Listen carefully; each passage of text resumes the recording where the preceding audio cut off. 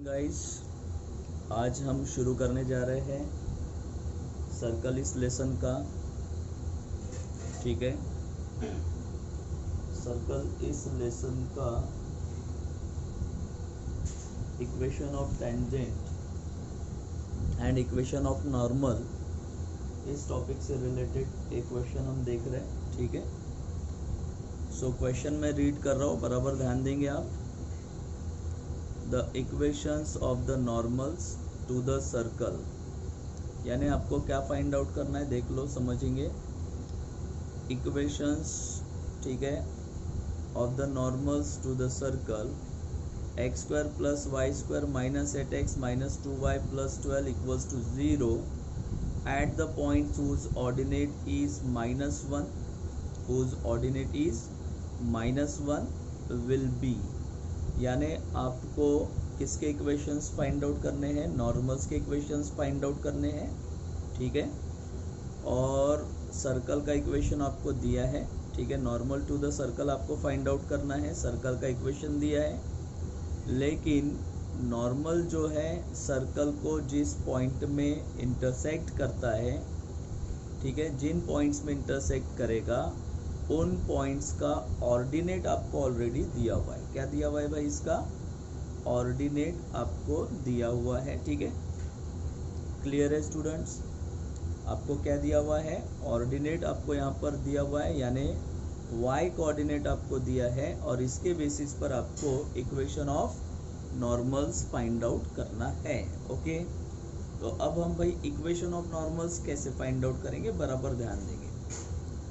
सबसे पहले तो हम यहाँ पर इक्वेशन ऑफ सर्कल ले लेते हैं। ठीक है, इक्वेशन ऑफ सर्कल। अच्छा, इक्वेशन ऑफ सर्कल क्या दिया हुआ है? X square plus y square minus 8x minus 2y plus 12 equals to 0। Okay, equation of circle दिया हुआ है। इसके बेसिस पर आप इस सर्कल का क्या फाइंड आउट कर सकते हैं? सेंटर फाइंड आउट कर सकते हैं, -g, -f। अच्छा, -g, -f जो है ये हो जाएगा, ठीक है, 4, 1। ठीक है, क्योंकि ये 2gx होता है, 2g, और ये क्या होगा 2f। ओके, तो आपको सेंटर के कोऑर्डिनेट्स क्या मिलेंगे भाई? सेंटर के कोऑर्डिनेट्स आपको क्या मिलेंगे? ठीक है, 4, 1। अब मैं यहाँ पर एक सर्कल ड्रॉ करता हूँ। ठीक है, अब मैंने ये सर्कल ड्रॉ किया। ठीक है, क्लियर है? सर्कल का सेंटर आपको पता है, सर्कल का सेंटर हमारे पास क्या है? तो सर्कल का सेंटर आपके पास क्या है? 4, 1 है भाई। ठीक है, क्लियर है? ठीक है, नॉर्मल का मीनिंग आपको पता है। Normal that means perpendicular to the tangent at the point of contact, यानी अगर मैंने, ठीक है, यहाँ पर इस टाइप से एक टेंजेंट ड्रॉ की, ठीक है, क्लियर है? तो ये जो टेंजेंट है, इस टेंजेंट पर, ठीक है, हम ये जो परपेंडिकुलर ड्रॉ करेंगे। ठीक है, पहला हमने परपेंडिकुलर ड्रॉ किया, तो ये जो परपेंडिकुलर है इस टेंजेंट को यहाँ पर इंटरसेक्ट कर रहा है। ठीक है, कर रहा है। तो ये जो पॉइंट ऑफ कांटेक्ट है, इस पॉइंट ऑफ कांटेक्ट का भाई आपको क्या दिया हुआ है? ऑर्डिनेट दिया हुआ है। क्या दिया हुआ है? ऑर्डिनेट दिया हुआ है। ठीक है, क्लियर है? ऐसा ही एक और, ठीक है, टेंजेंट है, एक और टेंजेंट आपको दिया है। ठीक है, और इस टेंजेंट का भी एक नॉर्मल है, दैट मीन्स एक और नॉर्मल है जो इस टेंजेंट को, ठीक है, यहाँ पर इंटरसेक्ट कर रहा है, यहाँ पर परपेंडिकुलर बना रहा है। तो ये जो पॉइंट ऑफ कांटेक्ट है, इसका ऑर्डिनेट आपको दिया है, -1 दिया हुआ है। ठीक है, क्लियर है? एब्सिसा आपको यहाँ पर दिया नहीं है। ठीक है, क्लियर है? समझ में आ रहा है भाई?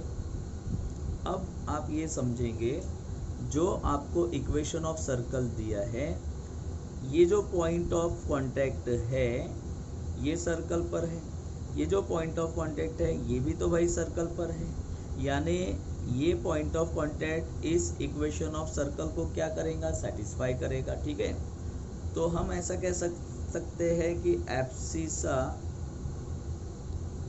Can be obtained, abscissa can be obtained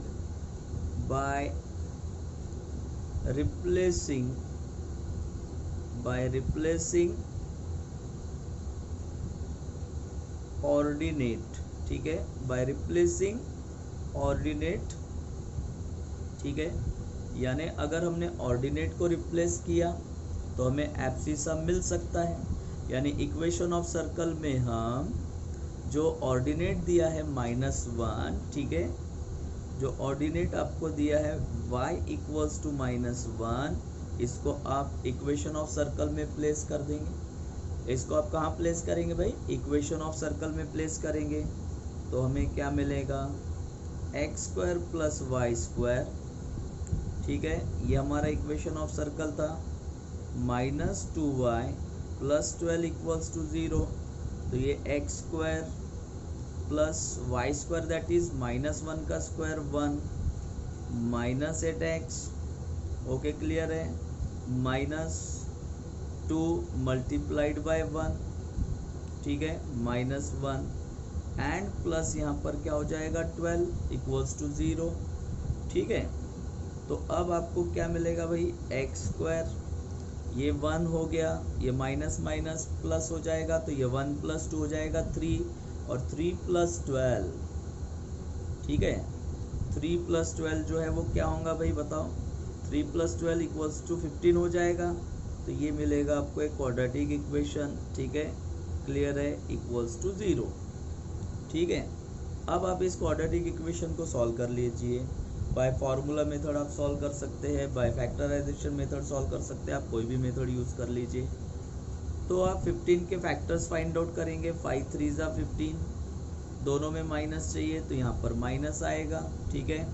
अच्छा, यहाँ पर ध्यान देंगे हम, अगर हमने यहाँ पर इसको सिंप्लीफाई किया तो इसके, ठीक है, 2 फैक्टर तो -5 -3 मिलेगा।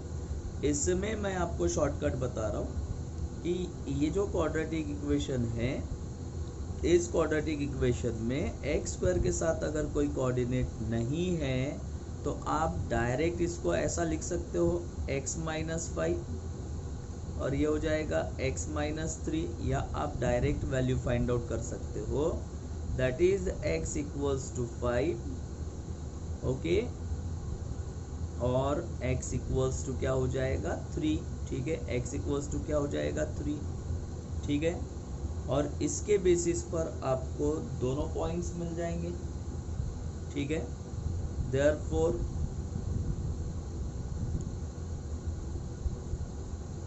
पॉइंट्स ऑफ कांटेक्ट,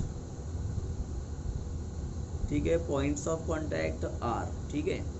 तो पहला पॉइंट क्या बनेगा, यहाँ x का पहला वैल्यू 5 मिला तो ये 5, और ऑब्वियसली ऑर्डिनेट क्या था, तो ऑर्डिनेट तो ऑलरेडी -1 था भाई, ऑर्डिनेट यहाँ पर ऑलरेडी क्या है, -1 है, तो यहाँ पर आएगा -1, ठीक है, और सेकंड आपको मिलेगा 3, -1, ठीक है, क्योंकि x का सेकंड वैल्यू क्या आया, 3 आया।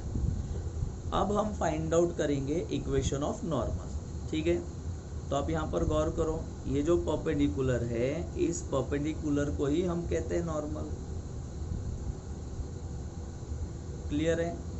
इस परपेंडिकुलर को हम क्या कहेंगे, नॉर्मल। तो ऐसे कितने नॉर्मल्स फॉर्म हो रहे हैं, 2 नॉर्मल्स फॉर्म हो रहे हैं, ठीक है। तो अब ये जो नॉर्मल है 2 पॉइंट में से पास हो रहा है क्या, ये जो नॉर्मल है किस में से पास हो रहा है, 2 पॉइंट्स में से पास हो रहा है, ठीक है। तो जो भी, ठीक है, लाइन 2 पॉइंट में से पास होता है उसके इक्वेशन के लिए हम क्या करते हैं, x - x1 upon x1 - x2 equals to y - y1 upon y1 - y2, ये वाला फॉर्मूला यूज करेंगे। तो देख लो अभी यहाँ पर इक्वेशन ऑफ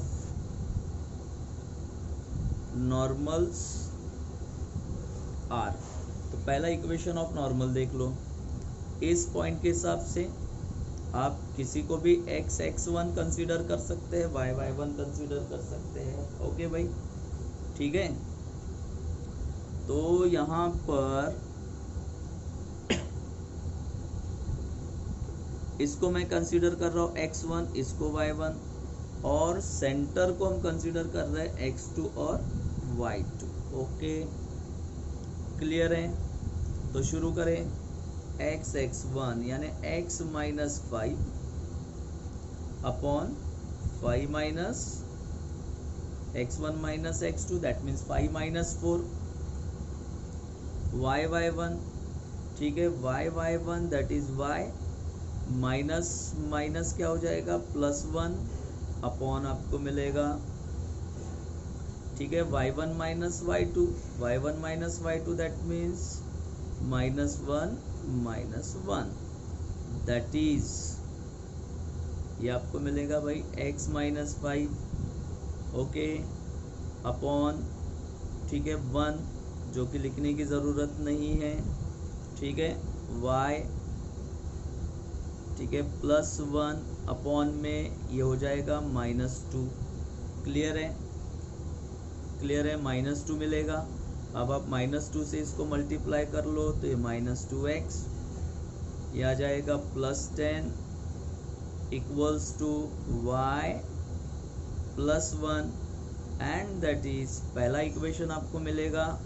दोनों को आप इधर लेकर चले जाओ, दोनों को हम यहाँ लेकर चले जाएंगे तो भाई ये आपको मिलेगा 2x + y +10 का हो जाएगा इधर -10 that is -9 equals to 0।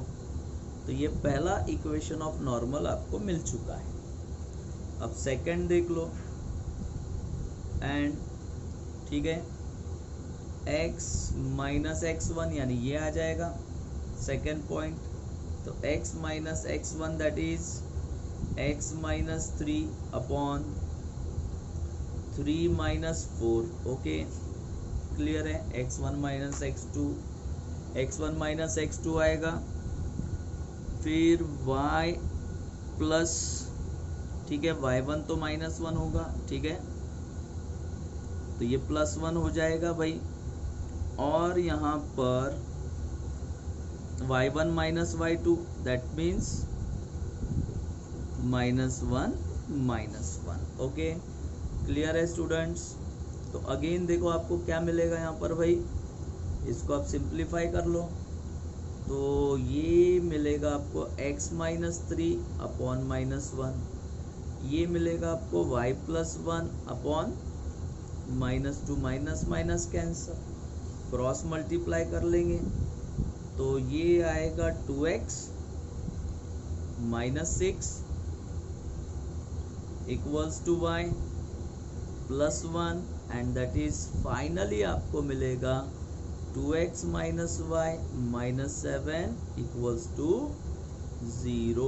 Okay students, तो आप चेक कर सकते हैं कि आपके इक्वेशंस कौन से मिले या आपका फाइनल आंसर क्या रहेगा।